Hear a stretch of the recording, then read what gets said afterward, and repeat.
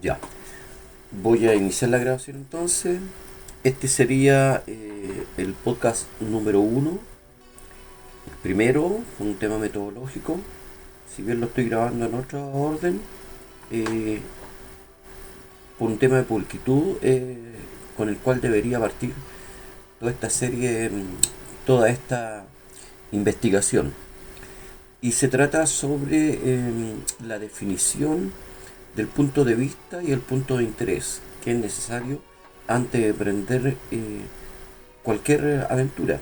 Es bueno definir desde dónde se mira, desde qué condición y hacia dónde se mira, hacia dónde se quiere llegar, un poco cuál es la meta. ¿Ya? Entonces, vamos a hacer este análisis. Bueno, entonces lo primero que vamos a ver es la definición del punto de vista, que es desde donde yo hago esta investigación gráfica, porque eso es lo que es una investigación gráfica. Esto lo hago yo como un artista y un creador de contenidos audiovisuales, de contenidos gráficos, eh, como fotógrafo y como audiovisualista, con una expertise de más de 40 años en este oficio de las imágenes, de ver cómo hay que configurarla y de cómo desarrollar este lenguaje que tiene también su sintaxis y todo su elemento. Entonces lo primero es la definición del punto de vista. Lo hago como fotógrafo, como audiovisualista, como experto en temas gráficos. Luego sería la definición del punto de interés. ¿Ah? Hasta dónde quiero llegar, cuál es la meta cognitiva que tengo. Y a lo que apunto es a esclarecer y articular en un solo corpus las diversas manifestaciones abordadas en el estudio y además planteando alguna hipótesis para su comprensión. Definición de metodologías y flujos de trabajo. Van a haber métodos de análisis y máquinas de apoyo, como ser el sitio web, que es el que voy a analizar en un podcast posterior. Voy a usar una serie de recursos SIG, de GPS, Google Earth, aplicaciones digitales, como Photoshop e inteligencia artificial. Eso en cuanto a herramientas y a metodología de trabajo. Por otro lado, también es bueno definir los objetos de este estudio en relación al tipo de manifestación con el cual logran dar vida, que tiene que ver básicamente con su materialidad. ¿Ya? Entonces, tres tipos de manifestaciones: los geoglifos, que son ilustraciones en cerros; los petroglifos, que son ilustraciones en piedras; y las pictoglifos, que son ilustraciones en base a pinturas. ¿Ya? Entonces los geoglifos tienen, en términos bien generales, dos técnicas: una técnica de edición y una técnica de subtracción. A veces hay combinación de los dos. Los petroglifos son hechos mediante una técnica de raspado o de percusión. Y los pictoglifos son hechos en base a mezclas y a óleos que se hacían con diferentes compuestos orgánicos y minerales. Luego es importante definir también eh, a las ilustraciones rupestres ancestrales en términos de su contenido.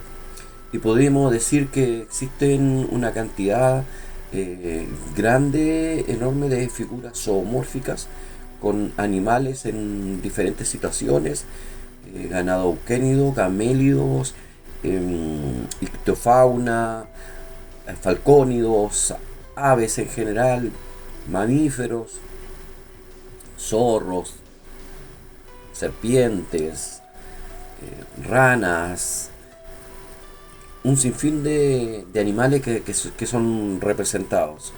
En términos marinos hay ballenas, eh, pez espada con su caballo, hay dibujos sobre todo en pintados, por ejemplo. Entonces, un tipo de figura, un tipo de contenido serían los zoomórficos. Luego vamos a encontrar una gran cantidad también de figuras antropomórficas, en donde el ser humano está en condiciones más o menos normales, por así decirlo, en actividades también de su cotidiano, en arreo, pastoreo de ganado, en casa, incluso en actitudes bélicas y de contiendas, en balsas, y contando historias, tanto agrupados como individualmente. Otro tipo de figuras son las figuras de tipo simbólica. Círculos, estrellas, soles, espirales, líneas sinuosas, la yacana. En general, figuras que aluden a algo más sígnico, algo más simbólico, más eh, geométrico. Y por último, tenemos otro tipo de figuras que yo he preferido llamarlas de tipo alegórica, que son la fusión entre elementos humanos y animales. Se ven porque tienen como faldones de sus rótulas o coyunturas de las extremidades, se le proyectan rayos o elementos de adorno, cabezas radiantes que se proyectan rayos por ambos lados de la cabeza y hacia arriba. Estos fueron conceptualizados en su momento, como yo pude encontrar por ahí, que le llamaban figuras teratomorfas, ¿ya? Y esto vendría porque el concepto del griego terato significa monstruo, entonces tenían que ver con los gemelos, aquellas criaturas que nacen con, con una cabeza, dos cabezas y pegado el cuerpo. Pero nuestros conceptos, a lo que vamos a ver nosotros, no son monstruos, no son deformaciones, simplemente son seres híbridos. Por otro lado, la fuente bibliográfica que voy a usar van a ser fuentes científicas, datos duros, sobre todo publicaciones en la plataforma Ese Cielo, en donde voy a he extraído gran material sobre arqueología, antropología y paleontología. Sin embargo, desde mi mirada gráfica, audiovisual, también me voy a basar en otros estudios como los análisis morfológicos, y que me voy a basar también en metodologías y terminologías de la escuela del siloísmo y en libros como L.A. Hamann y otros. También me voy a basar en estudios y análisis semiológico, epistemológico, como los de Roland Barthes, ¿ya? Con su cámara lúcida, los mitos. También a Susan Sontag, con sus reflexiones respecto a la fotografía y en general a la imagen en nuestro medio social. También eh, consideraré estudios hechos por Willem Flusser, el epistemólogo brasileño contemporáneo, que también habla sobre una filosofía de la fotografía y en relación a los gestos y a los signos.